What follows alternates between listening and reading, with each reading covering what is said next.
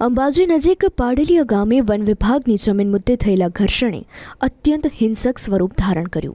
ટોળાએ police અને forest વિભાગની team પર તીર કામઠાથી હુમલો કર્યો, જેમાં 47 જેટલા જવાનો ઘાયલ થયા. પથ્થરમારા અને સરકારી વાહનો સળગાવવાની પણ ઘટના બની. અધિકારીઓના જણાવ્યા અનુસાર ઘાયલોમાંથી 36ને સારવાર માટે અંબાજી સિવિલ હોસ્પિટલમાં દાખલ કરાયા, તો 11 અધિકારીઓને વધુ સારવાર માટે પાલનપુર સિવિલ હોસ્પિટલમાં રેફર કરાયા. હાલમાં તમામ ઘાયલોની હાલત સ્થિર હોવાનું જાણવા મળી રહ્યું છે. જો કે આ હુમલો કયા કારણોસર થયો તે હજી સુધી સ્પષ્ટ નથી થઈ શક્યું. ઘટનાને પગલે જિલ્લા કલેક્ટર, ધારાસભ્ય તેમજ પર્યાવરણ મંત્રી સહિત તમામ અધિકારીઓ હોસ્પિટલે દોડી આવ્યા હતા અને ઘાયલોની ખબર અંતર પૂછી હતી.